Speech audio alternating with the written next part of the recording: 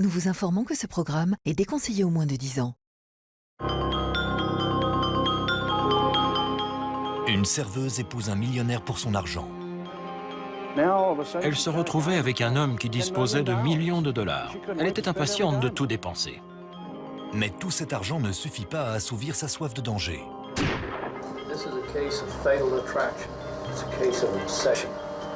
C'était la première fois que j'écrivais à propos d'une affaire de meurtre et que j'étais moi-même terrifiée par la meurtrière.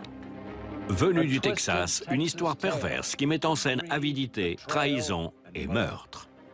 C'est tout de suite dans Crime en haute société.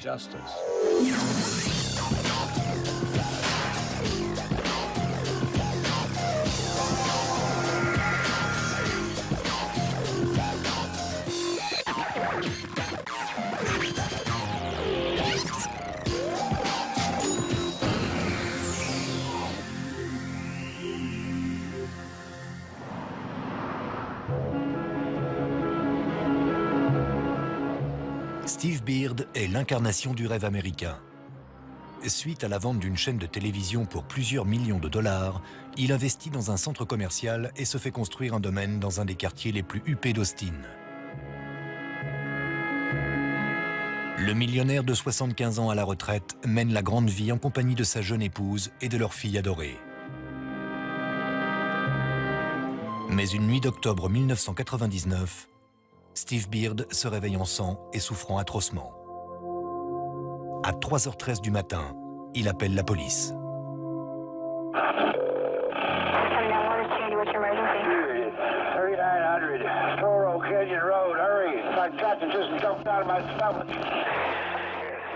L'épouse de Steve, Céleste, est endormie dans sa chambre.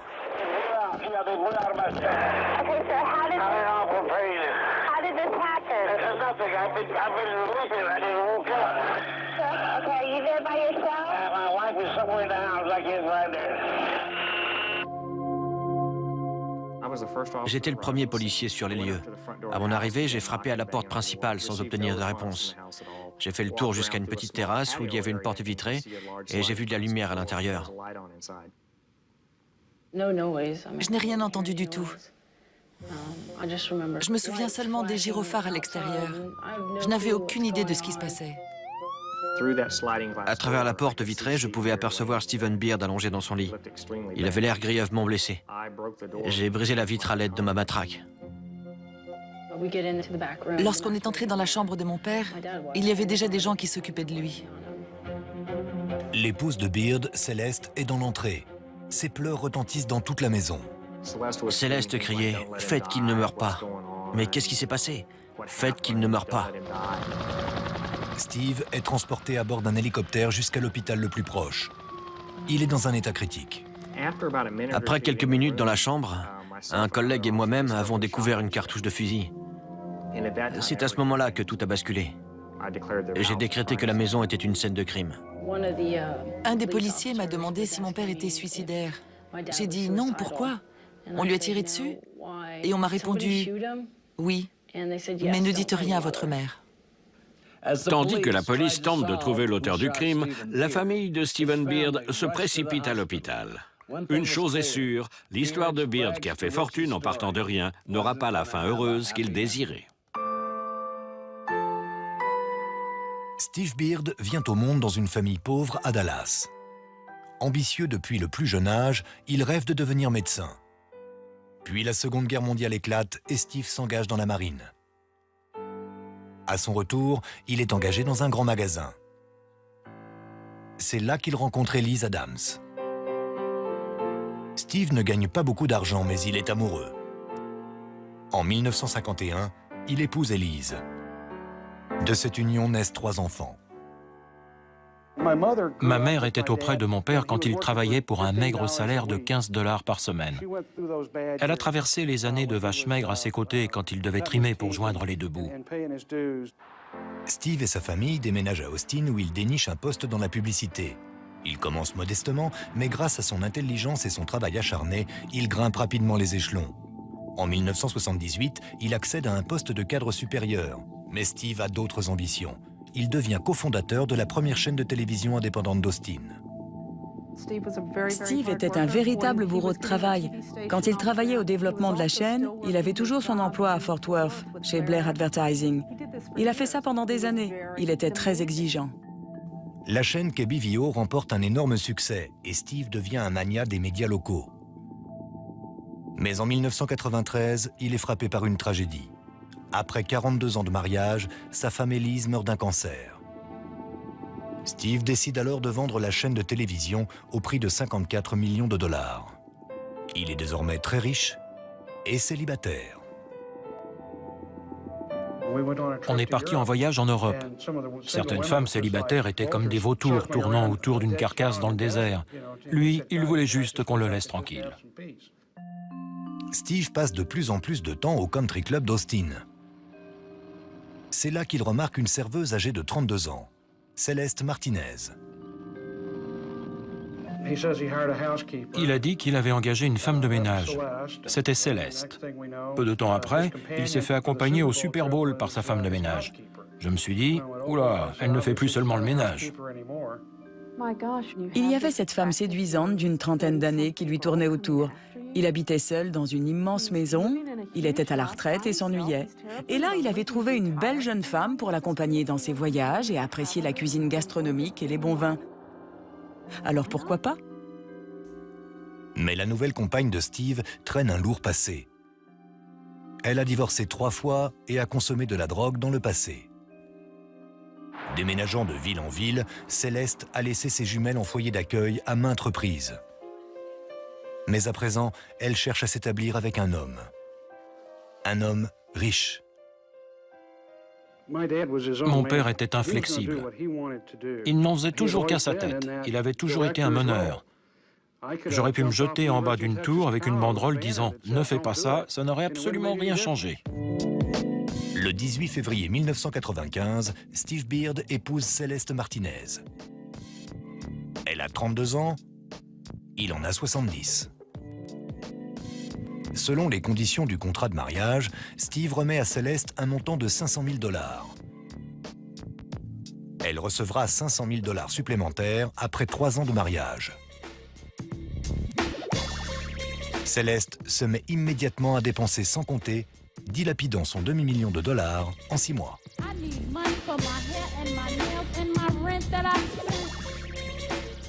Steve adopte également les jumelles de Céleste. Jennifer et Christina emménagent dans un nouveau quartier résidentiel et changent de lycée. Elles s'achètent de nouveaux vêtements et se font de nouveaux amis. C'est la première fois qu'elles habitent avec leur mère dans un environnement stable. Quand on était plus jeunes, Christina et moi, on vivait le plus souvent en foyer d'accueil. Je remercie le ciel de m'avoir fait connaître Steve. Je le considérais comme mon deuxième père. Il était loyal, affectueux, il avait un grand sens de l'humour, un esprit très vif, il était très généreux. C'était l'hôte parfait. Céleste doit croire qu'elle a déniché le gros lot. Une magnifique maison, le country club, plus d'argent de poche que nécessaire. Pour certaines femmes, ça aurait suffi, mais pas pour Céleste. Elle va bientôt faire payer à Steve sa générosité. Steve Beard, millionnaire à la retraite, a épousé une serveuse du country club qu'il fréquente. Mais au bout de 3 ans de mariage, le côté moins sage de Céleste refait surface. Elle mène une vie secrète où elle fait la fête avec plusieurs autres hommes, dont un de ses anciens maris, Jimmy Martinez. Ils organisent ensemble une fête pour le 18e anniversaire de ses jumelles. Steve n'est même pas convié. Elle savait organiser les fêtes, comme le 18e anniversaire de ses filles, par exemple. Ça lui a coûté près de 10 000 $. Il y avait des stripteaseurs, l'alcool était gratuit. Elle était déchaînée. Elle adorait faire la fête et elle était imprévisible. On n'avait jamais rencontré une adulte aussi extravertie. Elle nous parlait de Steve en disant qu'il était vieux et n'arrivait pas à la satisfaire sexuellement, contrairement à Jimmy qui excellait dans ce domaine. Céleste est quelqu'un de peu recommandable. Tout ce qu'elle fait est déplacé. La façon dont elle nous a élevés, Jennifer et moi, c'était n'importe quoi. Les surnoms qu'elle donnait à Steve étaient abominables. Papa gâteau, gros lard. C'est ce qu'il était à ses yeux. Mais il l'aimait tellement qu'il endurait toutes ses méchancetés. Bientôt, Céleste se met à ajouter un puissant alcool de grain dans les cocktails de Steve. Elle ajoute aussi des somnifères dans sa nourriture pour pouvoir aller faire la fête le soir venu.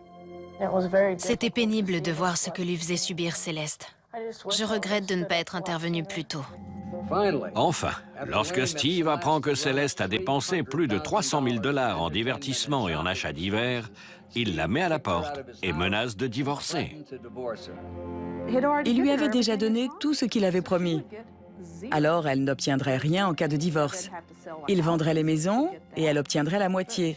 Mais ce qu'elle voulait, ce n'était pas être millionnaire, c'était être multimillionnaire. Céleste voit sa fortune sur le point de partir en fumée. Elle refuse de rester les bras croisés. Usant de tout son charme, elle écrit une lettre à Steve. Lorsque tu m'as appelé ce matin pour demander le divorce, ça m'a pris complètement au dépourvu.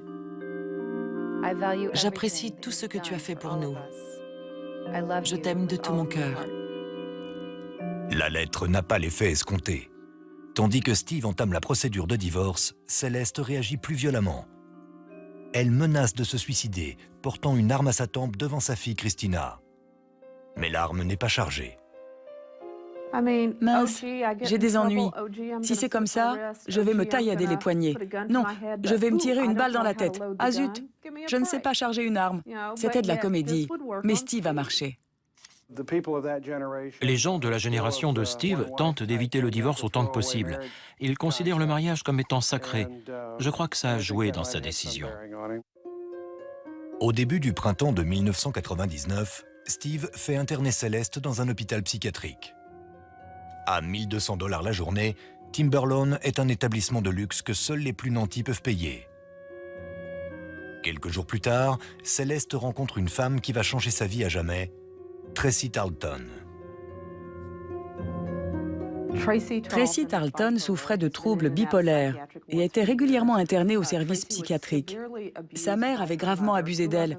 Elle avait grandi dans une famille texane à problème, ravagée par l'alcool, quoique florissante financièrement. Tracy a étudié à l'Université du Texas et géré une librairie à Austin. De prime abord, Tracy et Céleste semblent avoir peu de choses en commun, mais Céleste plaît tout de suite à Tracy. Tracy cherchait désespérément l'amour depuis l'âge de 10 ans. Elle a cru qu'elle avait enfin trouvé quelqu'un qui l'aimait. Les deux femmes perturbées se rapprochent de plus en plus. Après un mois à Timberlawn, elle rentre chez elle, mais reste en contact. Céleste retourne à la résidence de Steve à Toro Canyon. Au début, Steve accueille Tracy comme l'amie de sa femme. Mais les jumelles ainsi que leurs amis comprennent tout de suite que Tracy et Céleste entretiennent une liaison. On savait qu'elles étaient plus qu'amies. Mais il ne faut pas oublier que Céleste avait des aventures avec beaucoup de gens.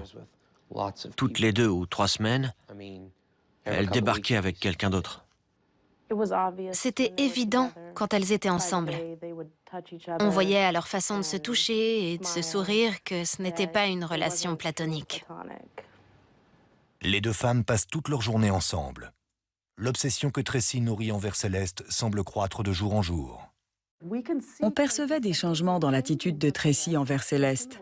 Dans sa façon de se vêtir, de porter des chemisiers roses, de se faire des manucures, de se faire teindre les cheveux. Avant ça, Tracy avait toujours été un garçon manqué, toujours.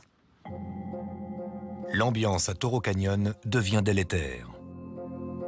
Afin de renforcer le lien qui l'unit à Tracy, Céleste lui confie que Steve la maltraite. Pendant ce temps, Steve se fait de plus en plus de soucis au sujet de cette relation et tente de dissuader Céleste. Mais celle-ci l'ignore. Lorsque les jumelles terminent le lycée, Céleste invite Tracy à la cérémonie.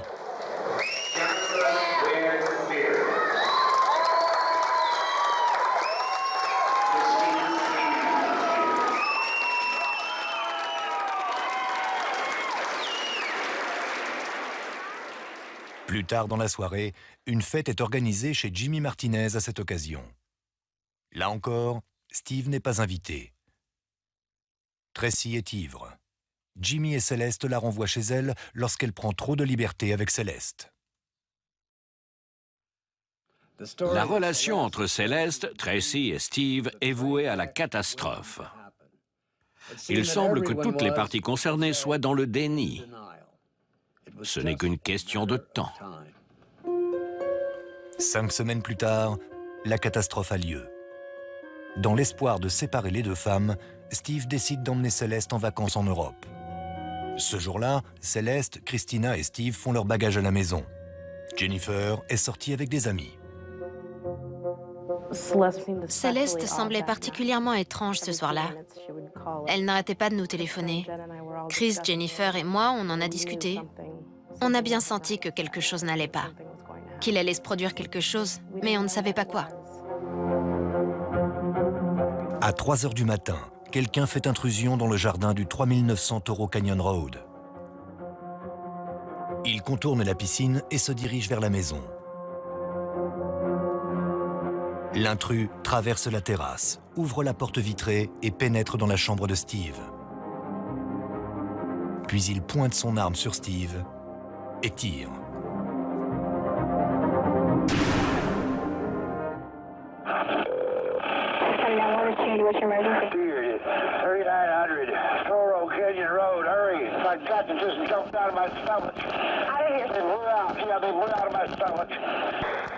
Steve Beard est emmené d'urgence à l'hôpital.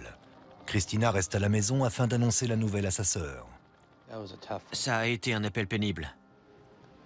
Je me rappelle que Jennifer s'est tout de suite mise à pleurer. On paniquait. On ne comprenait pas parce que on ne savait que des bribes de l'histoire. Pendant 20 minutes, tout ce qu'on m'a dit, c'est que Steve avait été emmené à l'hôpital et qu'il y avait beaucoup de sang. L'intrus a disparu depuis longtemps. Mais celui qui a tenté de tuer Steve Beard a commis une grave erreur. Comme la police le découvrira bientôt, une preuve essentielle a été laissée sur les lieux. Au lieu de jouir des fruits de son dur labeur et de profiter de sa retraite bien méritée, Steve Beard, le magnat de la télévision texane, est hospitalisé. On lui a tiré dans l'estomac avec un fusil. À l'hôpital, les enquêteurs posent des questions et vérifient si Céleste et ses filles ont de la poudre à canon sur les mains. Les policiers nous ont demandé si on connaissait qui que ce soit qui en voudrait à Steve. Comme un associé ou quelqu'un qui ne l'aimait pas. On savait bien que oui. J'ai donc mentionné Tracy Tarleton. Je crois qu'elle était obsédée par Céleste. C'était évident qu'elle voulait que Steve disparaisse. Lors des conversations qu'on a eues avec les personnes présentes à l'hôpital, le nom de Tracy Tarleton est revenu à plusieurs reprises. Mais personne ne voulait que Mme Beard apprenne ce qu'il m'avait confié. Tandis que les proches de Steve participent à son rétablissement, les enquêteurs se tournent vers la maîtresse de Céleste, Tracy Tarleton. Ils se rendent chez elle pour l'interroger. On a demandé à Mademoiselle Tarleton si elle possédait un fusil. Elle a dit oui, et je lui ai demandé s'il était possible de le voir. Elle a réfléchi quelques instants, puis elle a accepté. Elle nous a remis un fusil Franchi de calibre 20. Son nom était gravé dessus. Je l'ai interrogée pendant environ 1 heure. Elle a affirmé entretenir une liaison lesbienne avec Céleste. La police analyse le fusil de Tracy et établit que la cartouche trouvée sur les lieux du crime lui correspond bien. 6 jours plus tard, Tracy Tarleton est arrêtée pour tentative d'assassinat sur Steve Beard. À Austin, l'affaire fait la une des journaux. On pourrait croire que Céleste est désemparée. La police arrête son ami pour avoir tenté d'assassiner son mari. Celui-ci est à l'hôpital avec un trou béant dans le ventre. Alors que fait-elle? Du shopping.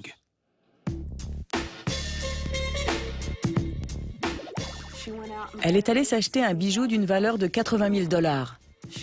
Elle vérifiait son compte bancaire pour voir si son versement mensuel de 10 000 $ avait été effectué. Si c'était le cas, elle allait tout droit au casino de Lake Charles, en Louisiane. Malgré tout, Steve affirme toujours aimer sa femme. Il modifie son testament afin de lui léguer une part d'héritage encore plus importante. Mais ce sera son dernier cadeau à Céleste. 4 mois de rétablissement, l'état de santé de Steve Beard s'aggrave brutalement. Le 22 janvier 2000, il meurt d'une infection pulmonaire.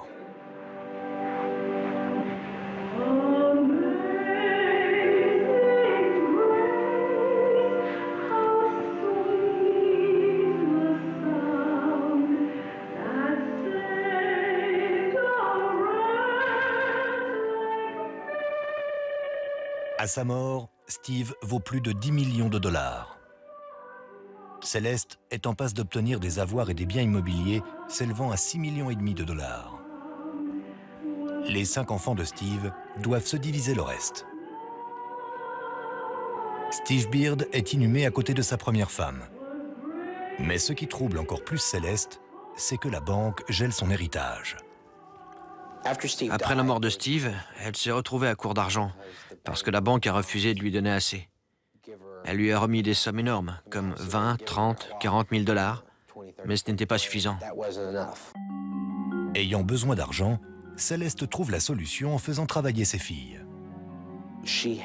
Elle avait d'énormes quantités de vêtements qu'elle n'avait jamais portés. Elle n'avait même pas pris la peine d'enlever les étiquettes. Des vêtements relativement récents. Elle nous a ordonné à Jennifer et moi de remplir une voiture de tous ces vêtements et de les rapporter afin de se faire rembourser. Les boutiques ont refusé de lui remettre de l'argent comptant, mais elles lui ont accordé un crédit de 25 000 dollars. C'était incroyable. C'était la chose la plus ridicule que j'avais jamais vue. On n'a pas fait ça que dans une seule boutique. On est allé dans 4 ou 5 magasins connus. J'avais vraiment honte, mais Céleste nous avait ordonné de le faire. Alors, on a obéi. Si elle avait sincèrement aimé Christina, elle ne lui aurait pas demandé de faire des choses pareilles. Elle ne la traitait pas comme sa fille, ou même comme une personne normale. Elle s'en servait comme d'une assistante. On l'appelait maman très chère. Mais elle ne le savait pas. Pour Céleste, l'argent et la chance se font de plus en plus rares. Elle a manipulé ses filles et feu son mari. Mais on va bientôt lui rendre la monnaie de sa pièce. Steve Beard est mort et Tracy Tarleton, accusée de tentative de meurtre, est libérée sous caution. Mais la police n'est toujours pas satisfaite. Céleste est soupçonnée d'être impliquée dans le meurtre de son époux. La police sur le dos et à court d'argent, Céleste s'angoisse. Lorsqu'elle entend aux informations qu'elle est impliquée dans le meurtre, elle craque.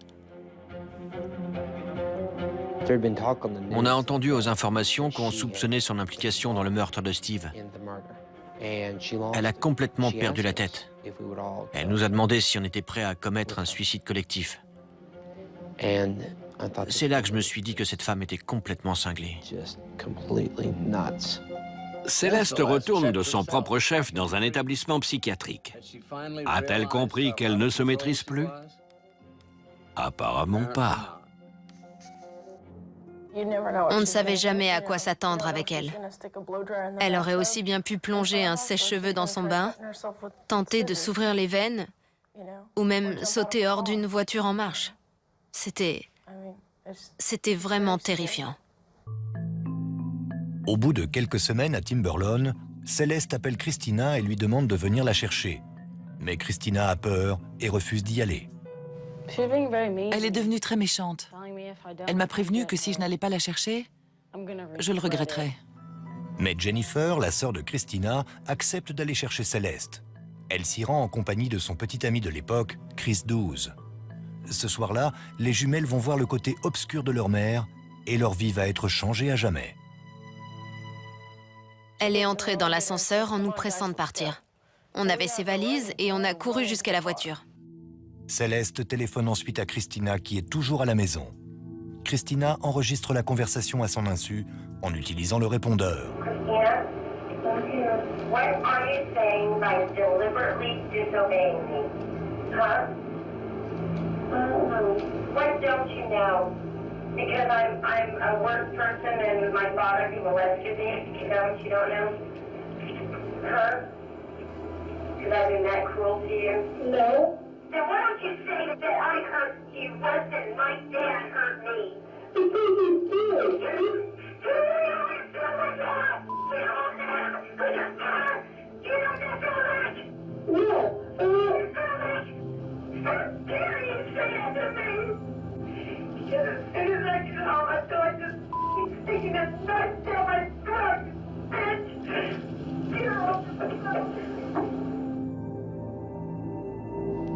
Lorsqu'elle a raccroché, elle était livide. Puis elle a dit qu'elle avait envie de tuer Christina. Jennifer et moi, on a échangé un regard.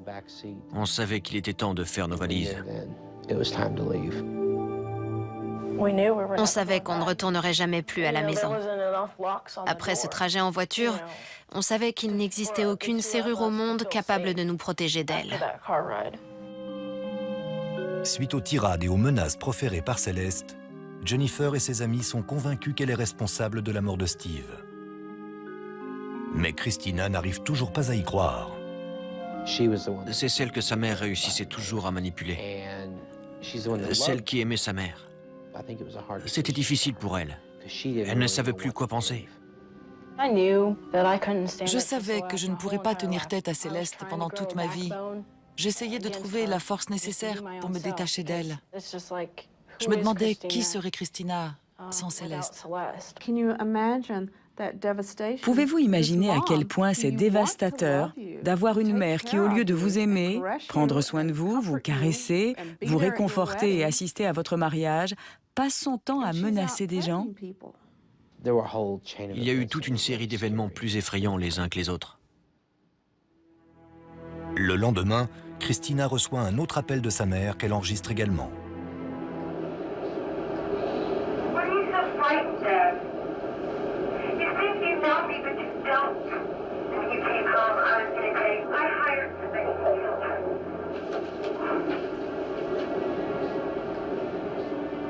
C'est ce deuxième appel qui a été le point décisif. On était morts de peur. On croyait qu'elle allait tuer ses filles. Ou même nous quatre, on ne savait plus quoi penser. La menace était réelle. C'est la première fois que j'écrivais à propos d'une affaire de meurtre et que j'étais moi-même terrifiée par la meurtrière. Elle était vindicative. Elle avait ordonné le meurtre de son mari, puis elle avait voulu engager quelqu'un pour assassiner Tracy. Ses filles étaient terrorisées. D'ailleurs, elle leur avait interdit de donner leur numéro de téléphone ou leur adresse à quiconque. Il y avait beaucoup de gens qui craignaient Céleste Beard et ce qu'elle ferait. Maintenant que Christina est convaincue de la culpabilité de sa mère, les filles et leurs amis vont voir le procureur et lui font part des enregistrements, des lettres et de leurs soupçons. Je crois qu'elle ne s'attendait pas à ce qu'on se retourne contre elle. C'est un énorme risque qu'elle a pris. Céleste a manipulé les gens de son entourage pendant très longtemps. Mais désormais, ses filles et l'État du Texas sont à ses trousses. Ses jours de liberté sont comptés. Les procureurs font monter la pression. Et 2 jours avant le début de son procès, Tracy Tarleton conclut un marché.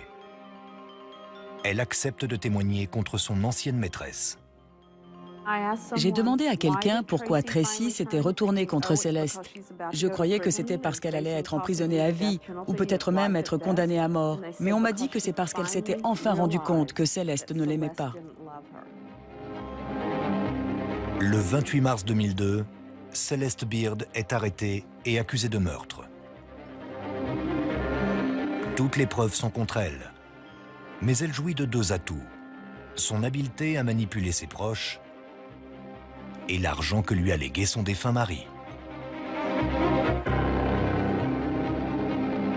Au début de l'année 2003, les yeux de tous les habitants d'Austin au Texas se tournent vers un seul endroit, le tribunal, où le procès de Céleste Beard, accusée d'avoir assassiné son mari Steve, est sur le point de commencer. Celeste told people that she couldn't wait for him to die, and the evidence will show that she did not wait.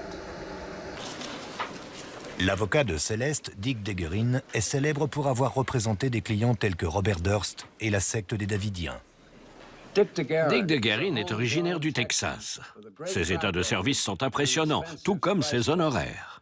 Mais Céleste peut se le permettre. Elle a accès à la fortune de Steve Beard. Elle dépense l'argent de Steve en frais d'avocat pour se défendre d'avoir ordonné sa mort.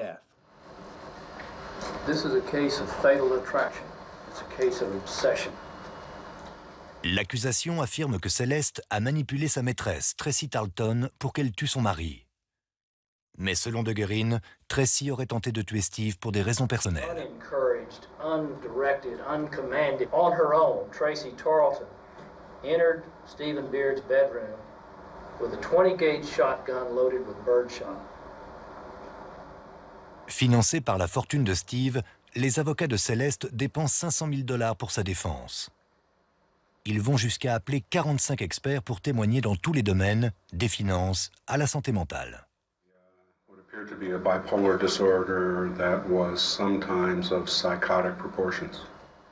Mais ce qui frappe le plus, c'est l'arrivée de Céleste. À son entrée dans la salle d'audience, tout le monde a le souffle coupé. Elle est vêtue sobrement et a un plâtre à la jambe dont elle n'explique même pas la cause. Quand je l'ai aperçue, j'ai cru que c'était une des avocates. Lorsqu'on s'imagine quelqu'un qui a commis ce type de crime, on ne s'attend vraiment pas à voir une femme à l'apparence un peu guindée. Ça ne concordait pas du tout.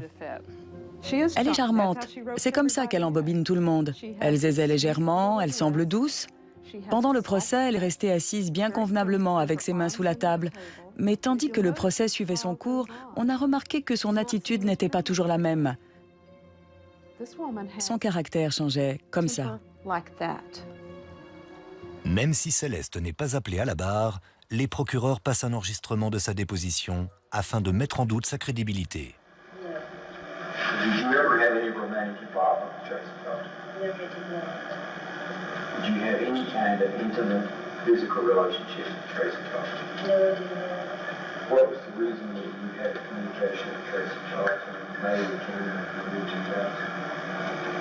Because I have lost my entire family in less than 6 months.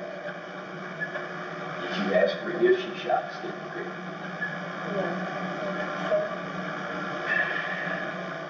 Mais quand Tracy Tarleton est appelée à la barre, sa version des faits est considérablement différente. Did there ever develop any kind of relationship between y'all that was more than just a platonic friendship? Yes, it did. She followed me into my room one day and we ended up kissing. Did it ever progress to orgasm? Yes. Our relationship was, we felt like it was serious. I felt like, I loved her and I believed that she loved me. She spent a lot of time letting me know that she did. Tracy surprend l'auditoire lorsqu'elle affirme que Céleste a tenté de tuer Steve à maintes reprises. He drank vodka, but she would pour out the vodka and pour in Everclear. She also would crush up sleeping pills and put them in his drinks. She said that, sooner or later, it's going to kill him. She had asked me to order a book for her called The Poisoner's Handbook because she wanted to cook up a batch of botulism and poison him with it. On ne s'est pas trop attardé sur le témoignage de Tracy. Quand elle a parlé de cette histoire de botulisme, ça a miné toute sa crédibilité. Je me suis dit que cette femme nous racontait des salades. Les procureurs vont ensuite au cœur de l'affaire. Ils montrent comment Céleste a manipulé Tracy pour qu'elle tue Steve. What did you say about her suggestion that she shoot Steve Beard? I said, I don't want to do this. She said, there's nothing left. I might as well just take it right now and shoot myself. And I said, fine, let's go. I'll do it. I thought about her and all of the torment and terror that I thought she'd been experiencing all these months. And so by the time I got to the bedroom, I couldn't stop and I couldn't look and I couldn't do anything but pull the trigger and... Show us how you shot him. I walked in at the end of the bed and I saw him and I pulled up and I shot him. Tracy souffrait de maladie mentale. Elle avait des problèmes de drogue et d'alcool. Vu sa vie et la façon dont elle avait été maltraitée, ça en faisait la parfaite victime à piéger. I started feeling a kindredness with Steve Beard. We had both been used by the same woman to get his money. The real reason you're testifying is because you got a sweetheart deal, 20 years, of which you'll probably only have to serve 10. Isn't that right? That's not the primary reason I'm testifying. Malgré la gravité des accusations, les audiences ressemblent à une foire. Avec près de 500 pièces à conviction, des centaines d'objections et plus de 100 témoins, le procès est loin de représenter le côté majestueux de la loi. Je ne m'attendais pas à voir du silence et des ombres, 12 hommes en colère, ni même Chicago. Je dois donc avouer que j'ai été surpris que tout ça tourne au spectacle. Les avocats de Céleste tentent de la défendre en accusant ses filles d'avoir cherché à s'enrichir. And you didn't like Steve, did you? That's not true. Steve didn't like you either, did he? He did too like me. Didn't you contact a lawyer about becoming your mom's guardian, taking over completely? That's correct. You're planning, if your mom gets convicted, to file another lawsuit so you can get your share of Steve's estate. No. You bought a Jeep. Correct. You had a Cadillac and your sister had a Cadillac, but you bought a Jeep too. Correct. Franchement, j'ai du mal à imaginer qu'on puisse croire que des gamines de 19 ans, parce qu'on était encore des gamines, soient capables de mettre sur pied la combine qu'ils croyaient qu'on avait élaborée. Des guérines semblaient inventer toutes sortes de preuves bidons. Je savais qu'ils allaient faire ça, mais ça m'a tout de même mise en colère. C'était faux et injuste. Et franchement, si c'était les jumelles qui avaient payé Dick de Guérin 500 000 $ pour les représenter, c'est Celeste Beard qui l'aurait accusé d'être le diable, pas ses filles. L'accusation passe ensuite la conversation enregistrée par Christina et démontrant la rage meurtrière de sa mère.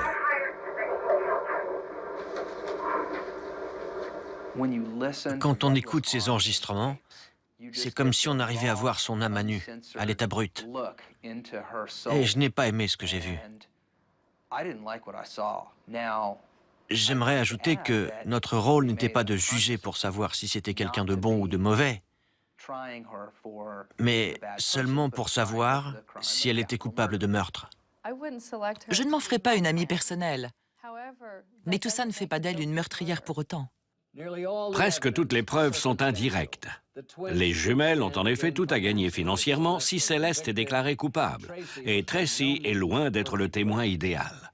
Malheureusement pour les procureurs, l'affaire est loin d'être dans la poche. When you're rich, like Celeste Beard, you can buy a lot of things.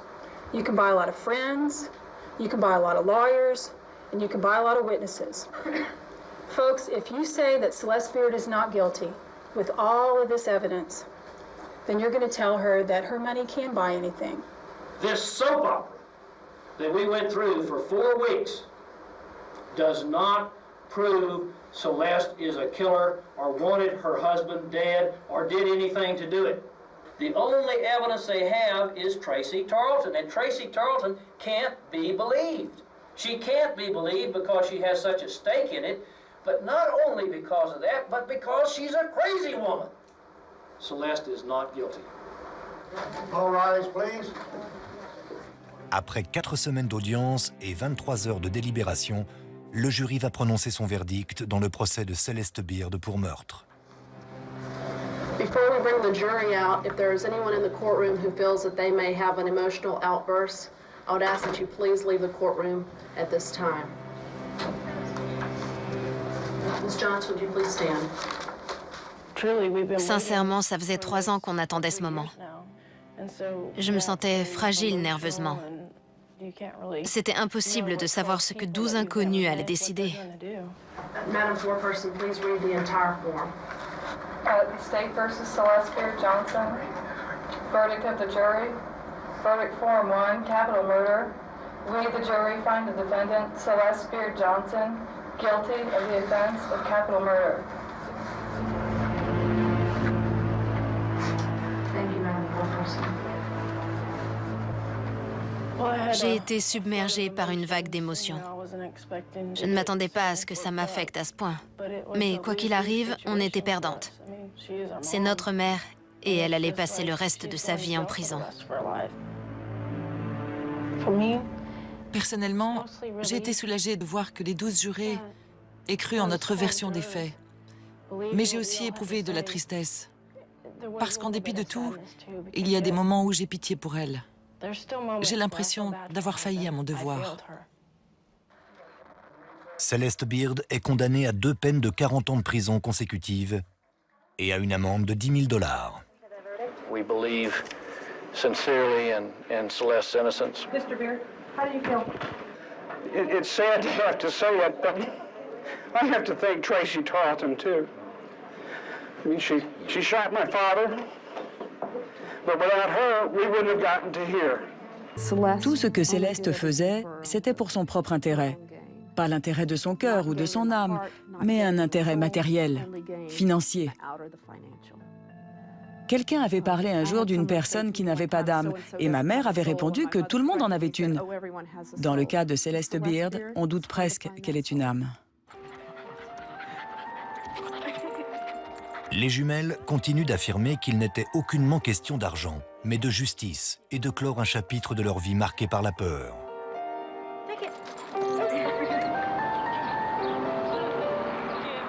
Au Texas, après le verdict, les proches de la victime ont la permission de s'adresser au coupable. Christina approche de la barre et regarde sa mère dans les yeux. What did I ever do to you except love you?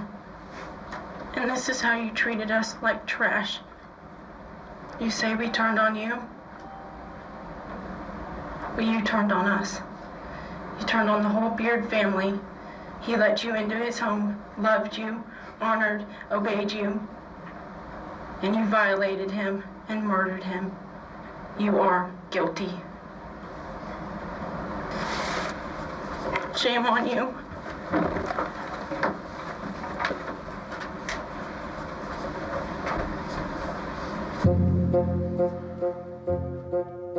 Céleste aura 80 ans avant de pouvoir aspirer à la libération conditionnelle.